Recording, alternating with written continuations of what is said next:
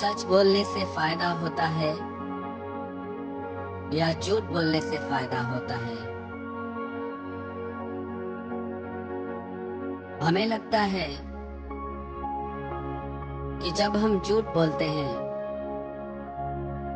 तब हमारा नुकसान होने से बच जाता है। जब हम सच बोलते हैं तब परेशानियां खड़ी हो जाती हैं। क्या सच में ऐसा होता है? क्या झूठ बोलने से फायदा होता है? क्या सच बोलने से बातें बिगड़ती हैं, नुकसान होता है? आप एक बात पे गौर करें। जब तक आप अपनी बात को सामने वाले को ये विश्वास दिलाकर नहीं बताते कि आप सच बोल रहे हैं, तब तक वो झूठ भी आपको फायदा नहीं देता।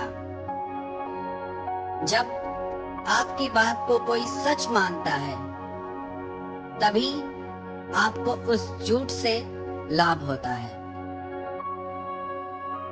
और जब आपका झूठ स्पष्ट होता है, तब आपको उस झूठ से और अधिक हानि हो जाती है। और यदि हम स्पष्ट बोले, सच बोले, हो सकता है कुछ क्षण की हमें हानि हो, पर हमारे जीवन में जो हमें संतोष प्राप्त होगा, निर्भयता प्राप्त होगी, वो थोड़े सुख और थोड़े लाभ से कहीं अधिक होगी। जो विश्वास आप अपने रिश्तों में जीत पाएंगे, प्राप्त कर सकेंगे, वो थोड़े लाभ की तुलना में कहीं अधिक होगा। एक महाभारत की कथा है। द्रोणाचार्य के पास कौरव और पांडव सब शिक्षा प्राप्त करने गए, तो गुरु द्रोणाचार्य ने उन्हें धर्म की परिभाषा सिखाई, धर्म के 10 अंग सिखाए, और उनमें सबसे पहला धर्म का अंग था सत्य। सबको याद करके आने के लिए कहा कि धर्म के 10 अंग याद करके आओ। दूसरे दिन गुरु द्रोणाचार्य ने सबसे पूछा कि धर्म के 10 अंग, 10 भाग किस किस को याद हैं? सबने बता दिया। तो गुरु द्रोणाचार्य ने युधिष्ठिर से पूछा कि आपको धर्म के 10 अंग के नाम याद है? वो बोला नहीं, मैं अभी पहला ही अंग याद करने में लगा हुआ हूं। फिर दूसरा दिन हुआ। दूसरे दिन उन्होंने पूछा युधिष्ठिर से। युधिष्ठिर बोला नहीं, मैं अभी भी याद करने में लगा हुआ हूं। पूरे 7 दिन बीत गए। गुरु द्रोणाचार्य ने फिर युधिष्ठिर से पूछा कि आपको याद हो गया धर्म के 10 अंग कौन कौन से हैं? वो बोला अभी भी मैं पहले अंग को याद करने में लगा हूं। तो वो बोले इसमें क्या है, तुम्हें इतना समय क्यों लग रहा है? वो बोले कि धर्म का पहला अंग है सत्य, तो उस सत्य पे चलने की मैं निरंतर कोशिश कर रहा हूं। उस सत्य को अपने जीवन में उतारने की निरंतर कोशिश कर रहा हूं। जब तक सत्य मेरे जीवन में नहीं आ जाता, तब तक मैं धर्म के मार्ग पे आगे नहीं बढ़ सकता। तो गुरु द्रोणाचार्य उन पे बहुत प्रसन्न हो गए और उन्हें वरदान दिया कि आगे आने वाले समय में लोग तुम्हें धर्मराज के नाम से जानेंगे, क्योंकि तुम धर्म के अर्थ को इतनी गहराई से समझते हो। तो जब तक हमारे जीवन में सत्य नहीं आया, तब तक धर्म पे हम चलने की शुरुआत भी नहीं कर सकते, और जो धर्म पे चलते हैं वही परमात्मा से जुड़ते हैं। श्रीमद् भगवत गीता में भगवान ने दैवी और आसुरी संपदा के गुण बताए हैं। जहाँ दंभ है, जहाँ पाखंड है, झूठ है, भगवान उन्हें आसुरी गुण कहते हैं। दंभो दर्पो अभिमानश्च, दंभी व्यक्ति, असत्य का जीवन जीने वाला व्यक्ति आसुरी गुणों में जीता है, और पवित्रता से जीने वाला, सत्य में जीने वाला दैवी गुण में जीता है। भगवान कहते हैं देवी संपदि विमोक्षाया निबंधाया सुरीमता। दैवी गुण मुक्ति के लिए और आसुरी संपदा बांधने के लिए है। जितना हम सत्य का व्यवहार करते हैं उतना हम स्वतंत्र, सहज और शांत जीवन जीते हैं, और जितना हम असत्य का व्यवहार करते हैं उतना हम बंधनों में अशांत और चिंता का जीवन जीते हैं। आप कल्पना करें ऐसी दुनिया की जहां कोई झूठ नहीं बोलता, सब सच बोलते हो, तो आप कितने निश्चिंत हो जाएंगे। आपके जीवन से चिंता ही निकल जाएगी, भय ही निकल जाएगा, डर निकल जाएगा। हर किसी पे आप विश्वास करेंगे। आपका जीवन पॉजिटिविटी से, विश्वास से भर जाएगा, और बहुत जल्दी हम परमात्मा से भी जुड़ पाएंगे, क्योंकि वो विश्वास की ऊर्जा हमको भगवान से जोड़ देगी। जब आप एक झूठ बोलते हैं तो उसे छुपाने के लिए आपको और झूठ बोलने पड़ते हैं, क्योंकि आप अपना झूठ स्पष्ट नहीं होने देना चाहते। और जब आप सच बोलते हैं तो आपको कुछ सोचने की जरूरत नहीं। आपकी बात जैसी पहले थी वैसी आज है, वैसी भविष्य में रहेगी। और यदि आप सत्य में जीते हैं तो आप निश्चिंत होकर जीते हैं, और आप यदि असत्य में जीते हैं तो आपको चिंता और भय घेरे रहते हैं। यदि आप अपना जीवन सहज जीना चाहते हैं, शांत जीना चाहते हैं, सरल जीना चाहते हैं, तो एक बार सत्य के मार्ग पर चल के देखें। हमें लगता है हमने सच बोलना शुरू किया तो हमारे जो भी अपने हैं हमसे नाराज हो जाएंगे। हमने सच बोलना शुरू किया, सारे काम बिगड़ जाएंगे। पर याद रखें, जो भी आज तक सच के मार्ग पे चले हैं उनके साथ परमात्मा है। जो भी असत्य के मार्ग पे चले, आज नहीं तो कल उनका पतन हुआ, और जो सत्य के मार्ग पे चले वो परमात्मा से जुड़े, और आज हम उन्हें याद करते हैं। सत्य पे चलने वालों की हो सकता है कुछ समय के लिए हानि हमें प्रतीत हो, पर अंततोगत्वा उसका परिणाम शुभ होता है। असत्य बोलने वाला हो सकता है कुछ देर के लिए खुश हो जाए, प्रसन्न हो जाए, पर उसका परिणाम शुभ नहीं होता। प्राप्ति हम परमात्मा की करना चाहते हैं, दर्शन हम परमात्मा के करना चाहते हैं, मिलना हम सत्य से चाहते हैं, और जीवन में असत्य के मार्ग पे चल रहे हैं, तो वो मंजिल मिलेगी कैसे?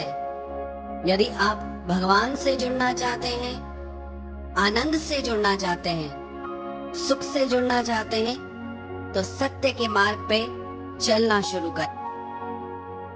एक चोर था, चोरी करना उसकी आदत थी, उसका स्वभाव था। उसकी माँ को उसकी बहुत चिंता होती थी कि ये चोरी करता है, कई बार पकड़ा जाता है, इसे दंड भी मिलता है, कभी कोई दुर्घटना न हो जाए इसके साथ, वो एक सत्संग में जाती थी, एक संत के पास। उसने अपने बेटे से कहा कि तुम एक बार मेरे साथ उन संत से चल के मिलो। पहले तो वो माना नहीं, बोला कि मैं चलूंगा और वो मुझे कहेंगे कि चोरी करना छोड़ दो। तो वो बोली कि तुम चिंता मत करो, वो ये बात नहीं बोलेंगे। वो अपने बेटे को संत के पास लेके आई और उसने सारी बात उन संत को बता दी कि मेरा बेटा चोरी करता है और बोलता है कि आप इसको चोरी छोड़ने के लिए मत बोलो और आपकी किसी भी बात को ये मानेगा। तो वो संत बोले, आपसे अगर चोरी नहीं छोड़ी जाती, आपको आदत हो गई है, तो एक काम करो, आप आज से सच बोलना शुरू करो। चाहे कैसी भी परिस्थिति हो जाए, आप सच बोलना मत छोड़ना।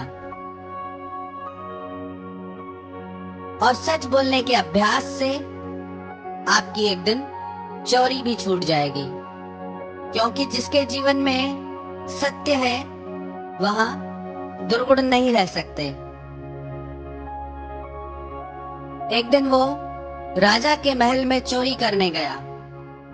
चोरी करके जब सामान लेके, धन लेके वहां से निकल रहा था, तो द्वारपालों ने उसे देख लिया। वो उससे पूछने लगे कि कौन हो तुम? वो बोला कि चोर हूं मैं। तो द्वारपालों को लगा कि कोई चोर खुद को चोर क्यों बोलेगा? हो सकता है राजा का कोई खास आदमी हो जो रात को निरीक्षण के लिए आया हो। उन्होंने उससे पूछा कि तुम्हारे हाथ में क्या है, क्या लेके जा रहे हो? वो बोला चोरी का सामान है, चोरी करने आया था, चोरी करके जा रहा हूं। उन्हें लगा ये शायद कोई बड़ा आदमी है और हमारे प्रश्न पूछने से इसे बुरा लग रहा है। उन्होंने उसे जाने दिया।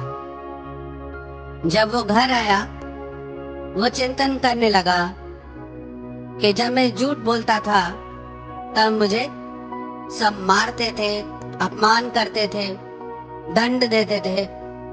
आज मैंने सच बोला तो किसी ने मेरा अपमान नहीं किया, किसी ने मुझे दंड नहीं दिया।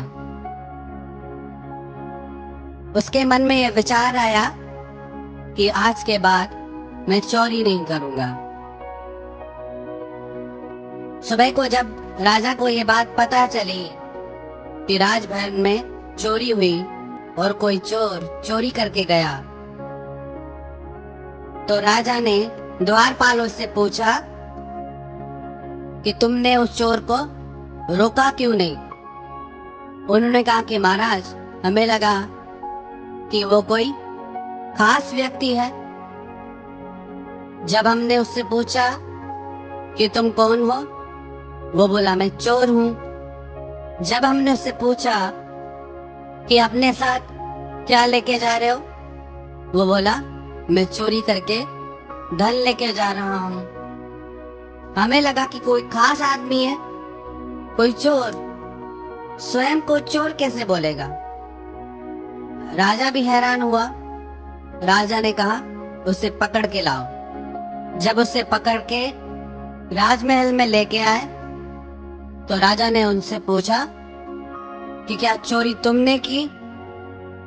वो बोला हाँ महाराज, चोरी मैंने की, लेकिन अब मैं चोर नहीं हूं। राजा बोले जब चोरी तुमने की तो चोर तुम ही हुए। वो बोला नहीं महाराज, मैंने अब चोरी छोड़ दी। राजा ने बोला इसके हाथ गर्म अंगारों में डाल। अगर ये सच बोल रहा है तो इसके हाथ नहीं जलेंगे, और अगर ये झूठ बोल रहा है तो इसके हाथ जल जाएंगे। जब उसके हाथ गरम अंगारों में डाले गए तो उसके हाथ नहीं जले। राजा बड़ा हैरान हुआ कि अग्नि भी इसकी साक्षी दे रहे हैं कि ये सच बोल रहा है। वो बोल रहा है, महाराज, मैं एक संत के पास गया। संत ने मुझे कहा कि आप सच बोलना शुरू कर दो, कभी झूठ मत बोलना। सच बोलने का ये परिणाम हुआ कि मुझे आपके राजमहल में दरबारियों ने सम्मान दिया, किसी ने मुझे रोका नहीं। और सच का ये परिणाम हुआ कि मेरे हाथ अग्नि में भी नहीं जले। राजा बड़ा प्रभावित हुआ उसके सच बोलने के स्वभाव से। झूठ की आयु बहुत छोटी होती है। जो भी हम झूठ बोलते हैं वो एक ना एक दिन स्पष्ट हो जाता है। झूठ ऐसे है जैसे पानी में बना बुलबुला, ज्यादा उसकी सीमा नहीं है, ज्यादा उसका जीवन नहीं है। ये सृष्टि सत्य से चलती है। सत्यते धार्यते पृथ्वी, सत्यते तपते रवि, सत्यते बहती वायुष, सर्वम सत्य प्रतिष्ठते। ये पृथ्वी सत्य से स्थित है, सूर्य सत्य से रोशनी करते हैं, वायु सत्य के प्रभाव से चलती है, पूरी सृष्टि सत्य पे ही स्थित है। हमें लगता है हमारा जीवन असत्य से, झूठ बोलने से बहुत बेहतर हो गया है, तो हम अपने जीवन की तरफ दृष्टि डालें। हम अपने रिश्तों में विश्वास खो चुके हैं, अपने आप में, अपने परिवार में, अपने संबंधों में सम्मान खो चुके हैं। तो हम अपने आप से पूछें कि झूठ बोलने से, असत्य से हमें अपने जीवन में फायदा हुआ या नुकसान हुआ।